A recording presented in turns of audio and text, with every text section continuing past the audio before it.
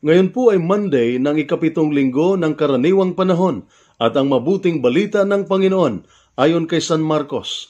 Papuri sa iyo, Panginoon. Nang magbalik sila, naratnan nila ang ibang mga alagad na naliligid ng napakaraming tao at ng mga tagapagturo ng kautusan na nakikipagtalo sa kanila. Nagulat ang mga tao na makita nila si Jesus. Patakbo silang sumalubong at bumati sa kanya. Tinanong ni Jesus ang kanyang mga alagad, "Ano ang pinagtatalunan ninyo ng mga tao?" Sumagot ang isa mula sa karamihan, "Guro, dinala ko po rito sa inyo ang aking anak na lalaki dahil siya'y sinasaniban ng masamang espiritu at hindi makapagsalita.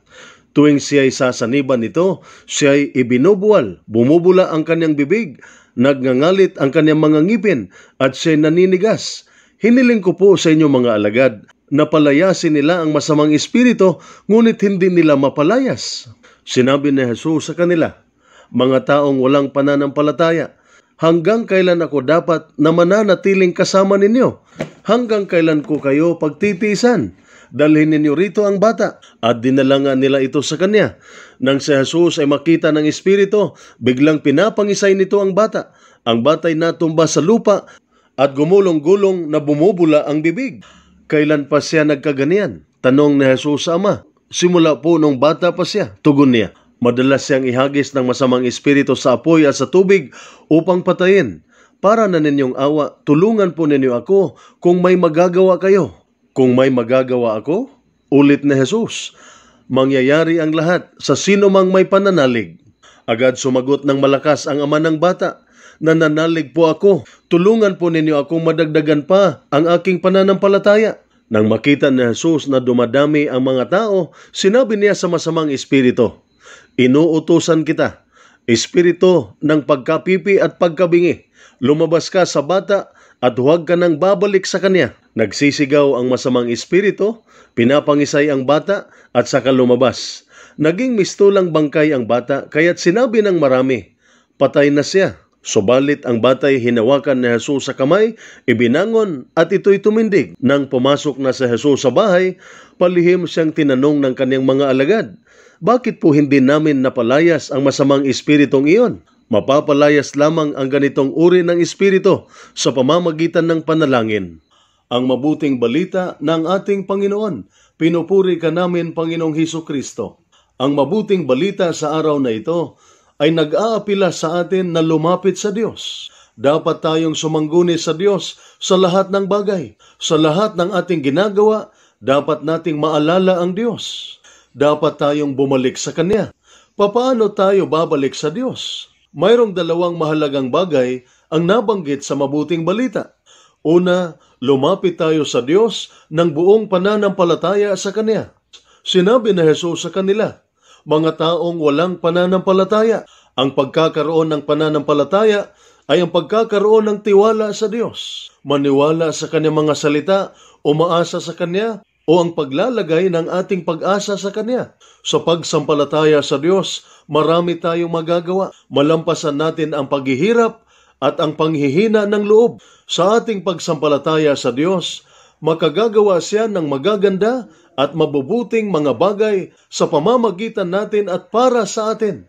Ang ating pananampalataya ay makakatulong sa ating buksan ang ating sarili sa Diyos, ialay at ihandog ang ating sarili sa Kanya, at hubugin tayo ng Diyos. Bibigyan tayo ng kapangyarihan ng Diyos, makagagawa tayo ng dakilang mga bagay para sa Kanya. Sa mabuting balita, ang tatay ng batang sinaniban ng masamang espiritu ng pagkapipi ay sumasampalataya kay Jesus. Nananalig din siya sa mga alagad ni Jesus. Ngunit dahil sa kakulangan ng pananampalataya ng kanyang mga alagad, hindi nila napalayas ang masamang espiritu at hindi nila napagaling ang nasabing bata. Kaya ang pananampalataya ay lubhang kailangan. Ito ang kinakailangan upang makakilos sa Jesus at makagagawa ng pagpapagaling sa atin. At sa matatag na pananampalataya ay may magagawa din tayo para sa ating sarili at para sa mga taong humihingi ng ating tulong at pagpapagaling. Pangalawa, lumapit tayo sa Diyos sa panalangin. Sinabi ni Jesus sa kanila, ang ganitong klaseng espiritu ay mapalayas lamang sa pamamagitan ng panalangin. Ang panalangin ay ang pagbubukas ng ating puso at isip sa Diyos. Ito ang pag-aayon sa ating kalooban sa Kanyang kalooban, ang ating pamamaraan sa Kanyang pamamaraan. Ito ay ang paghahanay ng ating mga hangarin at kilos, kung ano ang nais ng Diyos sa atin at kung ano ang nais niyang ating marating. Sa panalangin ay itinataas natin ang ating espiritu sa Diyos. Sa panalangin, gusto nating kontrolin tayo ng Diyos, pagharian at pamunuan sa ating mga iniisip at ginagawa. Hinahayaan natin ng Diyos na gawin tayong Kanyang mga instrumento ng Kanyang kabutihan, pagpapagaling at ng Kanyang awa, na mayroong kapangyarihan ang ating pananampalataya sa Diyos. Mayroong kapangyarihan ang ating panalangin na may pagtitiwala sa ating matatag na pananampalataya at sa palagiang panalangin sa Diyos. Tiyak mapalaya natin ang ating sarili mula sa mga kasalanan, mga bisyo at sa kapangyarihan ni Satanas. Kaya ang pananampalataya at panalangin ay lubhang kailangan natin sa ating buhay. Muli, ano po ba ang kapangyarihan ng pananampalataya at panalangin? Ito po ang salita ng Diyos, ang ating gabay. Let us pray. Lord God, Almighty Father, Creator of mankind and Author of peace, those who take refuge in you will be glad and forever will shout for joy. Protect our soldiers as they discharge their duties. Protect them with the shield of your strength and keep them safe from all evil and harm. Grant them courage and hope. May they ever experience your firm support, gentle love, and compassionate healing. Be their constant companion and the refuge in every adversity.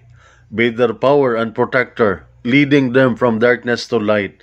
May the power of your love enable them to return home in safety, that with all those who love and care for them, they may ever rejoice and praise you for your loving care. We ask this through Christ our Lord. Amen. Mary, Queen of Peace, pray for us.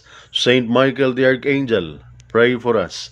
Saint Ignatius of Loyola, pray for us. At sumainyo at sa inyong pamilya ang pagpapala na makapangyarihang Diyos, Ama, Anak at Espiritu Santo. Amen.